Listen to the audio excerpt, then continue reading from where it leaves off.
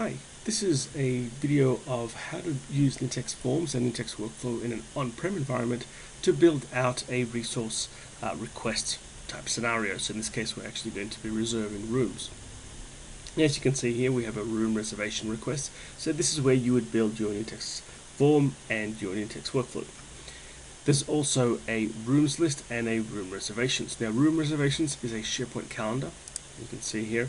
There's my calendar. I've already have a whole bunch of events. You can see on Wednesday, it's a busy day. There's 54 events. There's our rooms list, which is, let's refresh this because there's another item in there. And this is all the rooms that we have available. So you can add as many as you want into here. Now we can also have different views of that calendar. So you can have this one here, which is almost like a list view of the calendar, but it is specific to the water cooler. So this tells me all the events for the water cooler. I can have as many as I want. There is also another view we have called the Greek rooms, because we have a number of rooms here called room alpha, room beta, room gamma, and room delta. And we would like to have a view of all those rooms specifically. And you can see here, this is a week-long view, but you can change this to just a day or even a month and show you all the different times that the different rooms are being used. Now what we're going to do is jump back to the room reservation requests, and we're going to click on new item to show you what it looks like from a user experience standpoint. So here is my form. I have all my rooms here. Let's select the conference room alpha, and we're going to select September 15th here. And we'll do a 1 o'clock meeting time, and we'll do the same thing for the end date, but we'll make it at 2 o'clock.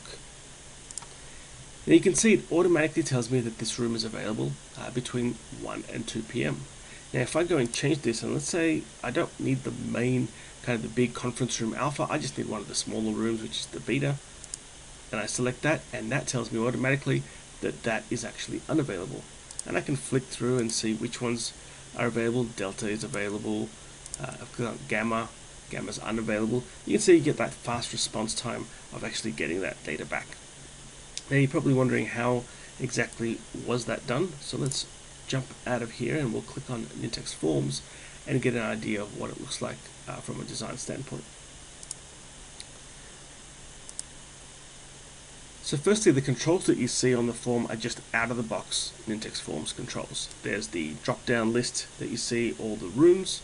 There is the 2 date controls for the start date and the end date of the meeting, and there's also a label control that you saw on the right that went red or green depending on whether my meeting time and my meeting room is actually available or not. So if I highlight this control here, you can see it's just a list lookup. What I have added is a CSS class called CSS Room. I don't actually have a CSS class for that, I just give it a name. What that means is that when I actually add some JavaScript, it makes it a lot easier for me to find that particular control. I do the same thing with these 2 controls. These actually have CSS start time, scroll across there, and that one has a CSS end time. Finally, for the label control, this also has a CSS availability class associated with it. Now, one thing I do want to point out is if I jump into my site settings here, I have added 2 CSS classes, and that's really for that red and green option. So when I actually query my calendar to find out whether I have that room availability at that particular time, I use the appropriate class. You can see I have a CSS available class to change the label to green, and a CSS unavailable that changes it to red. And you'll notice the color of the actual text changes as well, so that if we're green, we're changing it to one color, and if it's unavailable or it's red, we're changing it to another. Okay, so that's that part.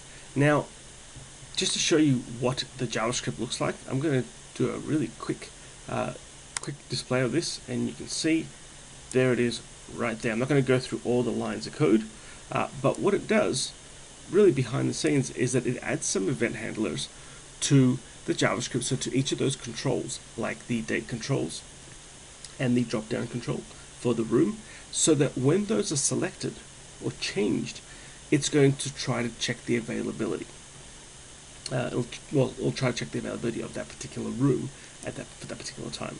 So really, the fn check availability is the most important function here.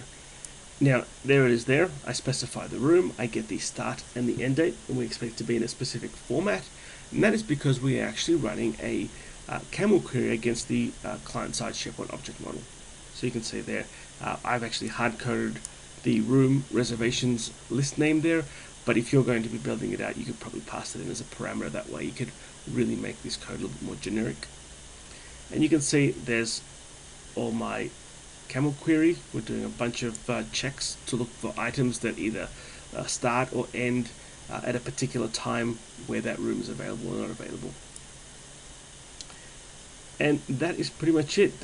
Once we actually get the data back, we make sure if we get any results back, we're going to highlight that label control red or green, depending on whether we actually found any items that matched our selection criteria. So you can see there's not a whole lot to it, but it does make that user experience very nice, so that when people select that room, select the start date and select the end date and time, then it automatically tells you right there and then that that room is available or not available. Now, one of the things you could do as part of this is have a workflow run behind the scenes. I didn't build one for this particular example, but you would definitely have something like that. For example, if somebody had control over a specific room, then maybe you'd want to have some sort of approval requests go through. This might be good for rooms, but what if you had some equipment that you actually use to demo on, and this is a way of putting in requests for getting access to those pieces of equipment. Those pieces of equipment are owned by a particular team or a particular engineer, for example. So this is a way of a workflow to kick off. Say, okay, we know this particular piece of machinery is available. Now we need to get approval from the owner of it to make sure that we can use it for a particular demonstration at a particular date and time. So just that extra little bit of checking to make sure that it's actually possible to book that particular piece of machinery. The other thing that really allows you to do is that you could potentially have two people putting in a request for the same thing. So if they're filling in a form at around the same time for the same piece of machinery for the same time of day, then it's possible they'll both get notified that it's available. So what you can do then is have the workflow do a second check to make sure that it actually is available. So if user A submits it, it goes through and it goes and actually creates the item in the calendar, then user B, when they submit it, the workflow will query that calendar, make sure that it's still available at the time, and if it's not, can actually send an email back to the initiator letting them know that it's not available anymore. They just missed out. So you can see how easy it is to do that. Now the other really cool thing is that with all these different views of the calendar, you can actually put those on a particular SharePoint page. So you can actually see up here, you can't see up there, but we're actually on a page. There's a home page of this particular site for my resources. So this is actually a web part, and I've added it quite easily by just going to page, clicking on edit, and when you get the edit view of this particular page, then you can actually specify I want to insert, and instead of a web part, what you're doing is actually an app part. And there's my room reservations, and when you add that to your page, you then go to modify that web part, and what that means is that you'll be able to actually select what view you want, and in this case we actually did that Greek room view over here. So it gave me a slightly different view of this particular calendar. So you can see how easy it is with Nintex Forms, and then adding a little bit of Nintex workflow to actually build out a process to really handle all your resources, all your rooms, all your machines, all your pieces of equipment, etc. that you need to be able to book out to your staff. Hope this helps with any sort of resource allocation, resource management type process that you try to build out. And if you have any questions, please feel free to add them to the bottom of this blog post. Thanks for your time.